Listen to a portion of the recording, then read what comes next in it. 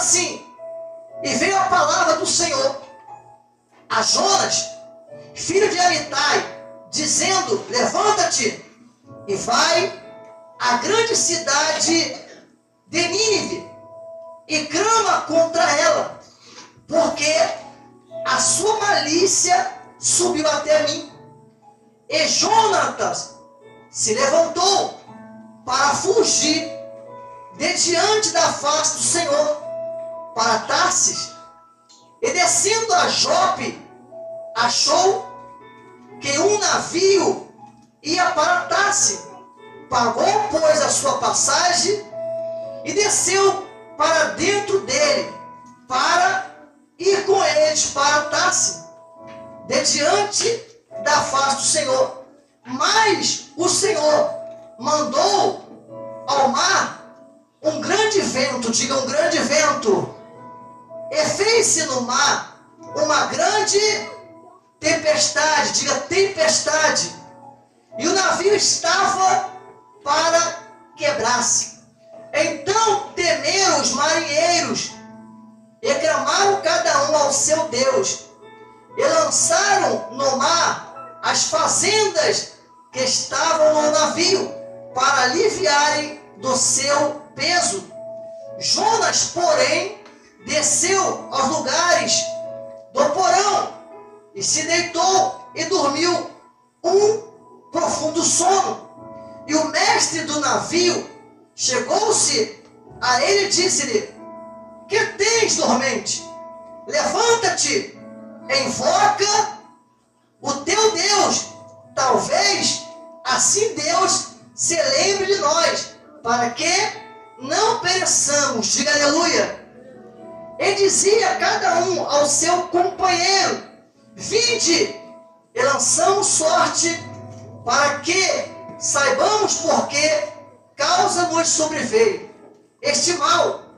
E lançaram sorte, e a sorte caiu sobre Jonas.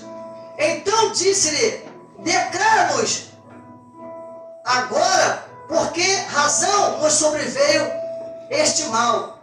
Que ocupação é a sua? Em outras palavras, o que você faz? E de onde vens? Qual é a tua terra?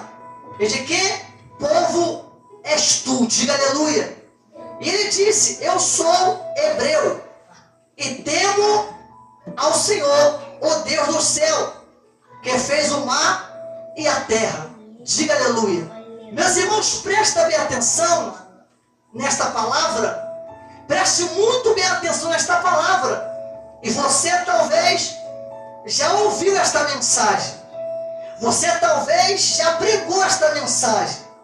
Você sabe de cor salteado essa mensagem de Jonas. Mas se Deus, Ele trouxe nesse ministério, nesta noite, para você ouvir esta palavra, é porque Ele tem algo em fazer na minha vida e também na sua vida. Diga aleluia. Preste bem atenção que a Bíblia fala que a palavra de Deus, ela vem até Jonas, dizendo: olha, vai para Nínive, a grande cidade ninivita, porque ali eles estão pecando, eles estão fazendo coisas erradas, e eu estou irado com esse povo. Eu estou irado com esse povo, porque o pecado deles, diga aleluia, o pecado deles cheira mal. Você vai até esta cidade e você vai proclamar contra eles as minhas palavras. E aí, diz a Bíblia, que quando Jonas, ele ouve a palavra de Deus, ele desce até Jope, e ali ele olha e vê um barco, e este barco está indo para Tarsis. E diz a Bíblia que esse Jonas, que era servo do Senhor, esse Jonas, que era profeta de Deus, ele teve medo de ir até a cidade do Ninivita, porque os ninivitas ninivita era um povo que não se dava com as outras nações. E eles eram rude, eles eram cruéis. Eles matavam os seus inimigos a sangue frio. Os ninivitas eram pessoas que não tinham uma boa relação com outro país, com a outra etnia. E Jonas, sabendo disso, ele vai fugir da missão que Deus deu para ele. Diga aleluia. Ele vai fugir, ou ele vai tentar fugir, ele vai tentar escapar-se de Deus. Olha, como Jonas estava sem visão espiritual. Ninguém escapa da mão de Deus. Diga aleluia. Ninguém pode fugir da mão de Deus. Ninguém pode se esconder de Deus. Porque diz a Bíblia que os olhos de Deus são como chamas de fogo. E os olhos de Deus passeiam por toda a terra. Ainda que o ser humano se esconda no mais profundo do mar, lá Deus está vendo ele. Diga aleluia. Ainda que o ser humano ele tente escapar dos olhos de Deus, não vão conseguir. Porque Deus, ele vê tudo, ele sabe de tudo e ele faz o que ele quiser. Diga aleluia. E Jonas, mesmo sendo um profeta, agora está sem visão espiritual. O Senhor mandou ele para uma cidade. Deus mandou ele proclamar, pregar, anunciar para um povo rebelde, para um povo sanguinário. E ele começa a ficar com medo. E diz a Bíblia que quando ele vai até Jope, ele paga a passagem dele e ele olha e vê um barco saindo para Tarsis. E ele fala assim: eu não vou para aquele lugar onde Deus mandou, eu vou para outro lado. Em outras palavras, Deus mandou ele para a direita e ele estava querendo ir para a esquerda. Quem está entendendo, diga aleluia. Deus mandou ele pregar e ele está teimando, dizendo que não vai pregar. Deus falou para ele anunciar a palavra de Deus lá naquela cidade. E ele está batendo o pé e está dizendo que não vai. A pergunta que não quer calar é essa: algum ser humano pode ir contra a vontade de Deus? De maneira alguma. Só que a Bíblia vai dizer que Deus deixou para nós o livre-arbítrio. Por mais que Deus tenha poder, por mais que Ele tenha unção, por mais que Ele tenha autoridade no céu, na terra e debaixo da terra, Ele nunca vai forçar você a fazer nada. Somente lembrando você, se Deus mandou você fazer alguma coisa e você não fez, você vai ser penalizado por aquilo que você não fez, que Deus mandou você fazer. Quem está entendendo, diga aleluia.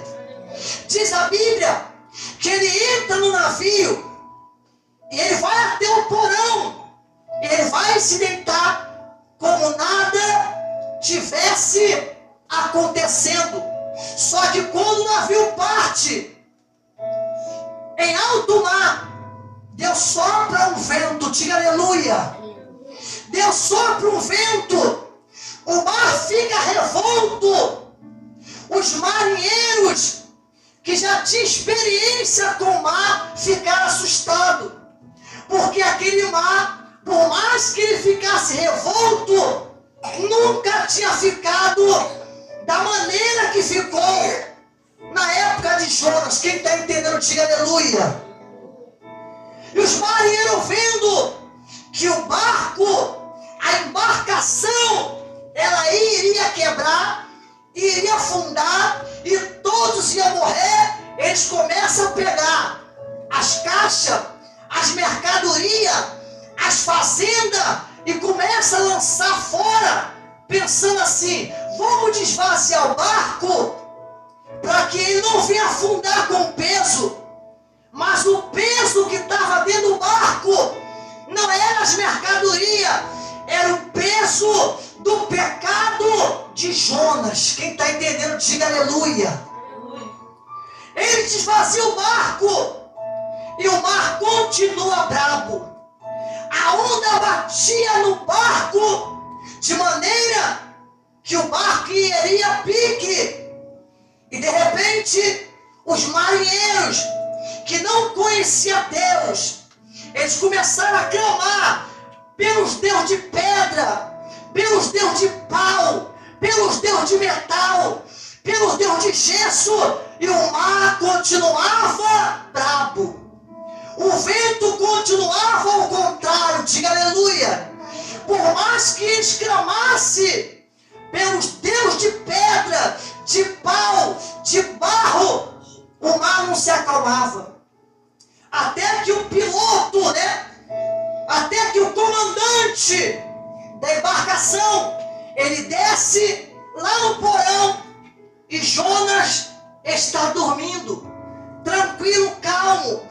Ele vai dizer: ei, homem, levanta-te, está dormindo? Tu não está vendo o que está acontecendo, dormente? Clama ao teu Deus, quem sabe ele pode fazer alguma coisa por nós. Enquanto o marinheiro está conversando com Jonas, o mar está revolto, o vento está ao contrário, e de repente os marinheiros começam a jogar sorte, dizendo: vamos jogar sorte aqui, quem sabe de repente cai em alguém. Todas as vezes, eu disse o quê? Todas as vezes que o marinheiro, os marinheiros tiravam a sorte, caía sobre Jonas. E de repente eles olharam e disseram: ei, quem você é? Qual é a tua ocupação? Qual terra você é? Qual é o Deus que tu serve? Por quê? Porque naquele tempo não era todo mundo que servia o Deus de Abraão, não era todo mundo que servia o Deus de Isaac. Como no dia de hoje, não é todo mundo que quer ser cristão, não é todo mundo que quer obedecer a Deus. Naquele tempo também era assim. Por isso que eles perguntaram: qual é o Deus que tu serve?